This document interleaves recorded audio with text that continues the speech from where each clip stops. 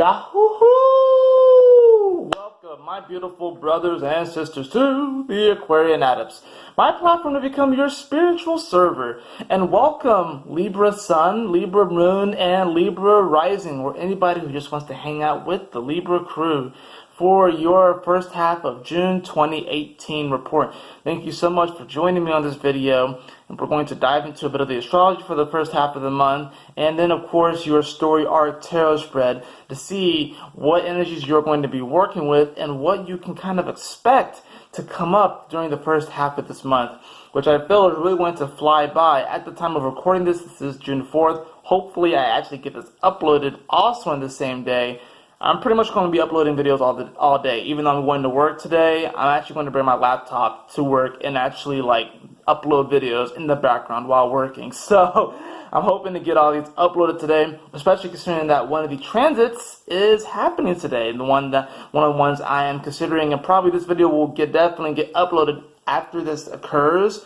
But since you'll probably will notice a difference in the change, watching this video will pretty much confirm what is happening with you, Libra, or anyone else who happens to be watching this video. So what transit am I talking about? I'm talking about Uranus. I'm talking about Uranus shifting to the first degree of Taurus. For you, Libra, this is your 8th house, naturally ruled by Scorpio. So this is going to be pretty mystical. This is going to be kind of in the taboo, transformational.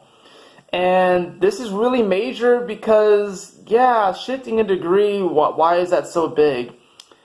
Uranus doesn't move that fast. It's been at the 0 degree mark for about 20 to about 21 days. The outer planets move slowly, so when it shifts 1 degree, it's actually a big shift, right? So it's almost like shifting from 1 year to the next, or maybe even be more pronounced than that if I were to blow it up. But Uranus shifting to the first degree of Taurus is huge because we're all going to start to feel on this quantum level, because Uranus is like this lightning bolt in many ways. We're going to start to feel on this quantum level this need to innovate our manifestation capabilities, to innovate self-worth and self-value, because that's what Taurus naturally rules. For you, this is occurring in the 8th house, which is naturally the house opposite of Taurus. So you're going to receive this energy in a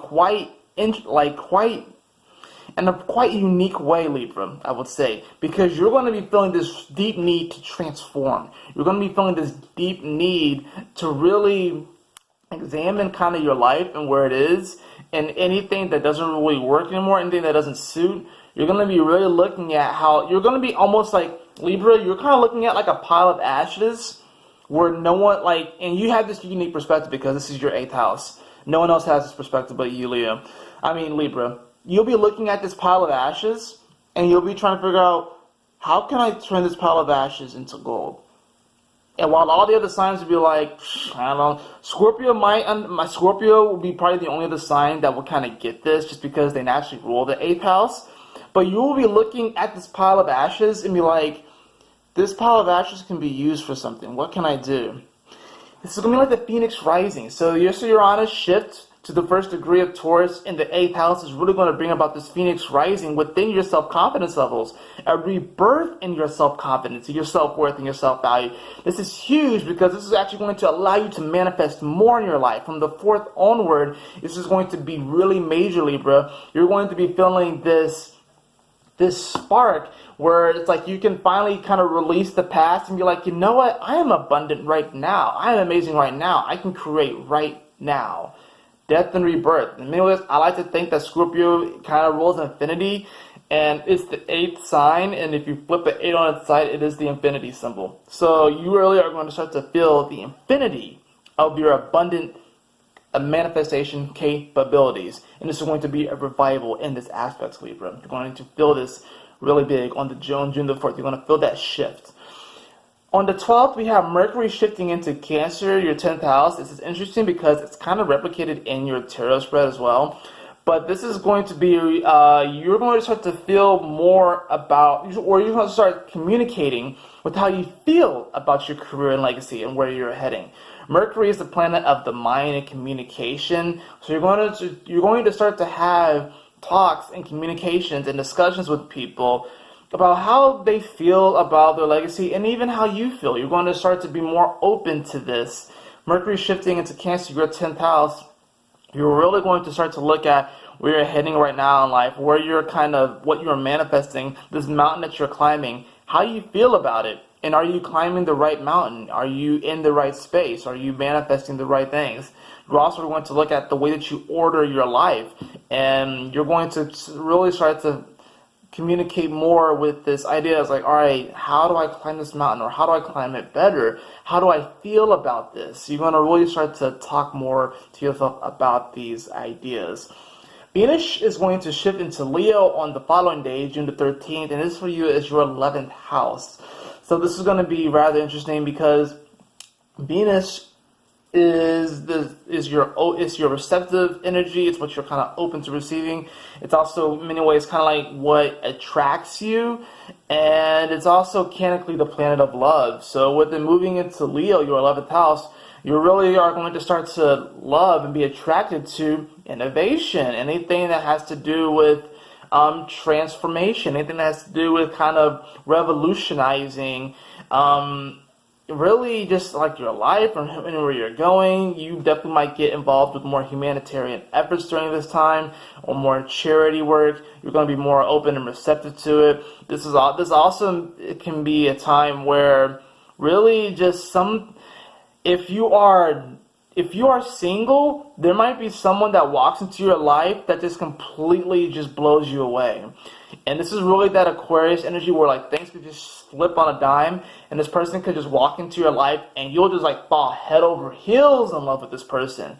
They might walk out just quickly as they walk in. So it's kind of this interesting energy where this person really just kind of sparks this love within you. And you're really going to be so intrigued by this person and really almost kind of want to detach. But since it's the 11th house, Aquarius is like, it kind of is a bit of a detached energy. So I would definitely kind of caution, be careful about this. That being said, this definitely could be a soulmate or a twin flame connection, absolutely. And since it is Leo, romance is definitely possible. For those of you who are coupled, this definitely can be speaking to you and your partner wanting to do something fun and unique and kind of out there. Maybe I want to go, paragliding, bungee jumping, rock climbing, doing something kind of cool. Maybe going on a vacation to some really cool exotic location, even though that's more Sagittarian energy. That could also speak to, in many ways, Aquarius energy about doing something new and kind of almost alien to you. This also could speak to maybe you and a partner wanting to get involved together in some type of humanitarian effort and some sort of cause for other people. Maybe you and a partner, anyone who you might be romancing at this time, you might certainly feel more of this need to kind of give back during this time. This is going to be from the 13th onward. We also have the new moon in Gemini, which for you is the 9th house, kind of augmenting this energy with Venus shifting into Leo because these are occurring on the same days. So with the new moon in Gemini, you being your 9th house, you really are going to start to establish new beliefs in yourself. New philosophies, new ideas. You really want to have like your scope on the big picture of life is going to go through a revamp period. You're going to be kind of releasing the old view of this big scope of life and adopting a new view. And this, in a lot of ways, definitely is going to be, you're going to feel this more, especially with the Uranus shift to Taurus.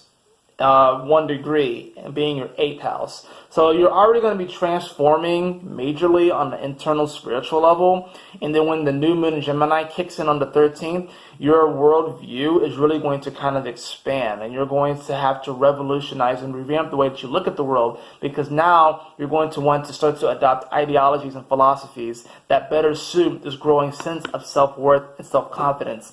This new moon in Gemini might also bring to you traveling opportunities. So like I said, if you happen to have a partner or if you're a couple or even if you're not, you definitely, Libra, might get into this feeling that you want to really give back to humanity, give back to the earth. So you definitely are going to be feeling rather service-oriented, and this is going to be based off of this new belief in yourself that you really can manifest, that you really can be powerful and help people and inspire other people. So Libra, people are going to be looking to you in many ways from like, I guess, like the middle-ish of the month onward, for great inspiration. So that is really the astrology that I really wanted to cover for the first half. Of course, there are other transits.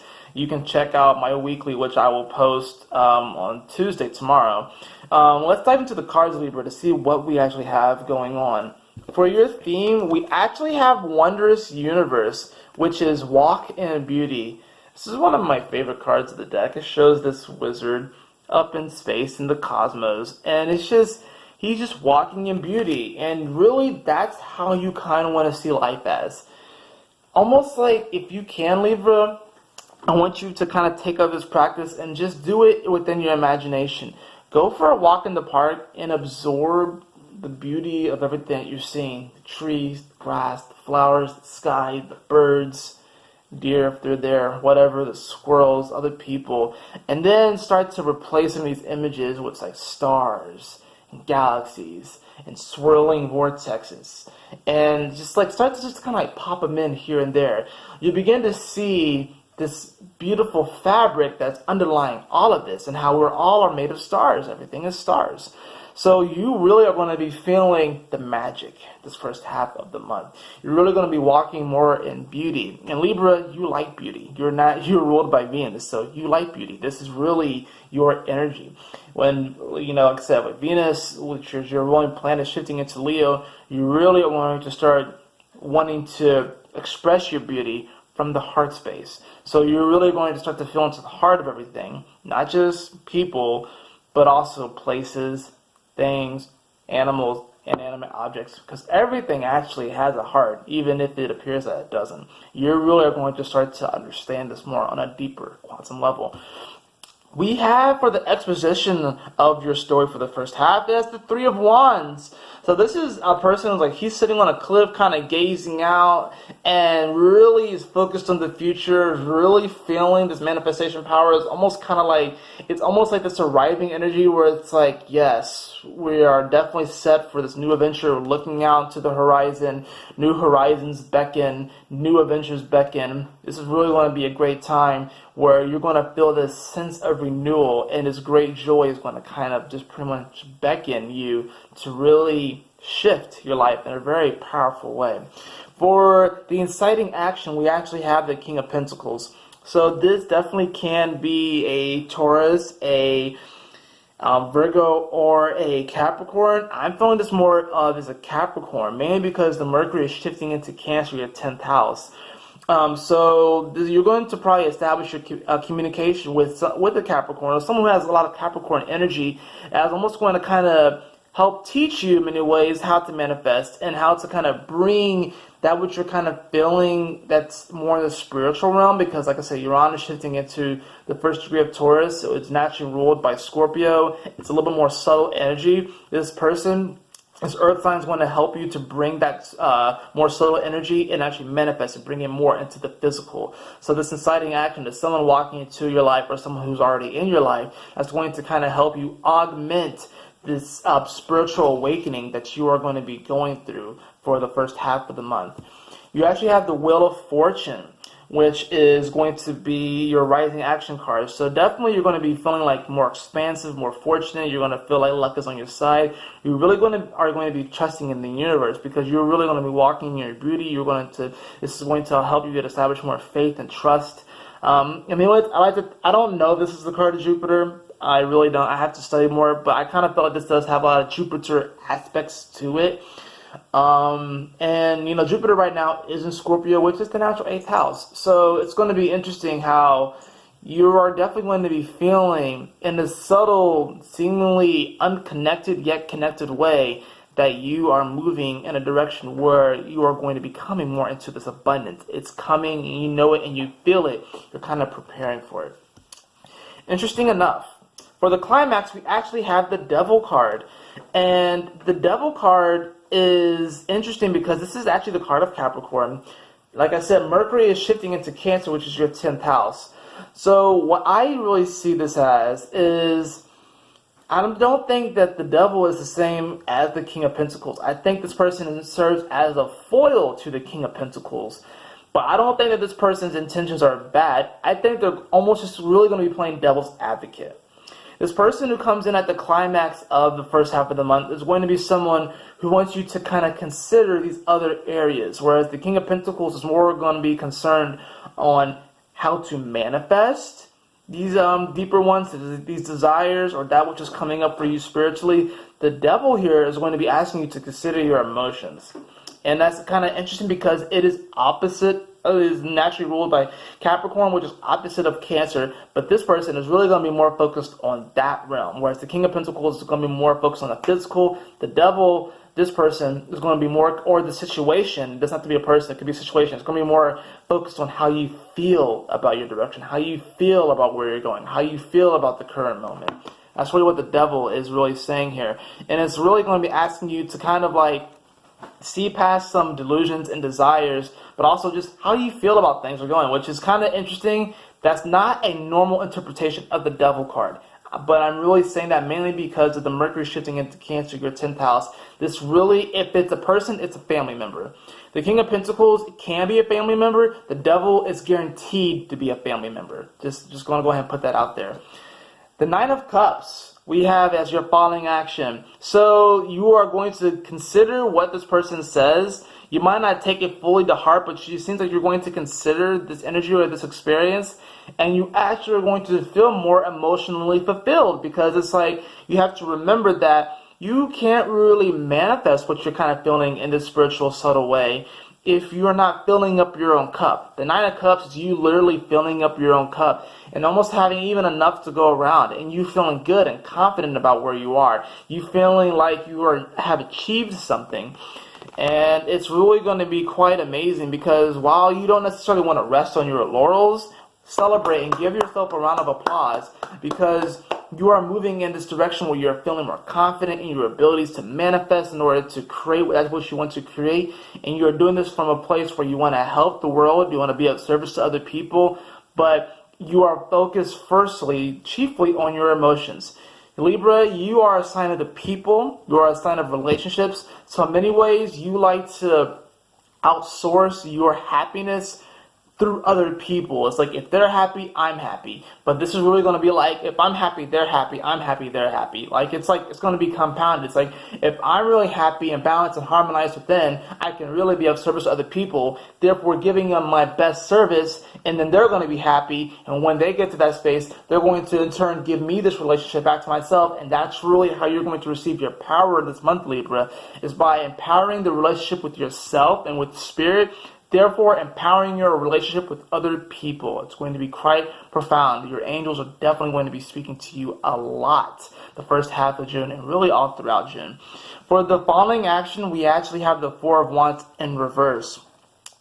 This is really, what I'm feeling is that you are going to be kind of being cautioned a little bit. Even though you're going to have this good luck and this fortune and moving in this right direction, you still kind of want to kind of germinate on how things are manifesting, because you're going to want to marry yourself to a situation, maybe even to a person, or celebrate, but you want to just discern and be aware of where you are emotionally, mentally, physically, spiritually, before you really jump into this. The Four of Wands in reverse is not necessarily a bad thing. It can just signal to the fact that maybe you might jump into a situation that appears beautiful, and you might have rose-tinted glasses on, and it's just cautioning that if you don't take the proper steps to really take care of yourself this month, if you don't take the proper steps of balancing and harmonizing yourself, you might look at this potentiality that comes up, and you might think, oh, this is so beautiful. You might just jump right into it, because this situation is going to be very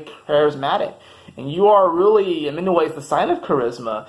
But if you're not careful, you can fall for this charisma, and it might not be as good for you as you think.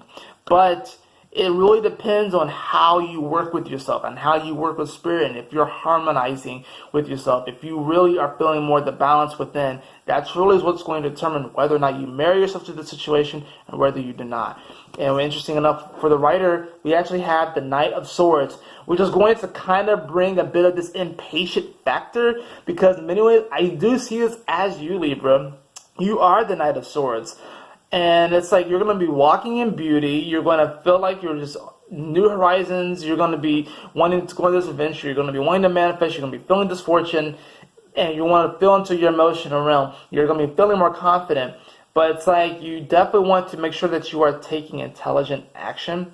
You definitely want to make sure that you are thinking through things. You don't want to just jump on an impulse. This is not a time to be impulsive, Libra. This is a time to appreciate the beauty and value in everything, especially yourself, because once you do that, then you'll know what action to take. This is going to be really a month where you're going to go through this mental shift on how you view yourself, how you view life, and what you actually can provide for other people. And once you kind of go through this mental shift, and once you begin to do the work, the spiritual work, the physical, mental, emotional work, you're going to come out, quite frankly, golden by the end of the first half of the month. That is the end of your reading. I hope you all enjoyed it, Libra. If you did, please like, share, and subscribe. I would really appreciate it. And if you would like a personal reading with me, you can follow the link in the description below to theaquarianadepts.com. And always remember, my beautiful brothers and sisters, to keep moving forward, to stay focused, and Yahoo! Smile often.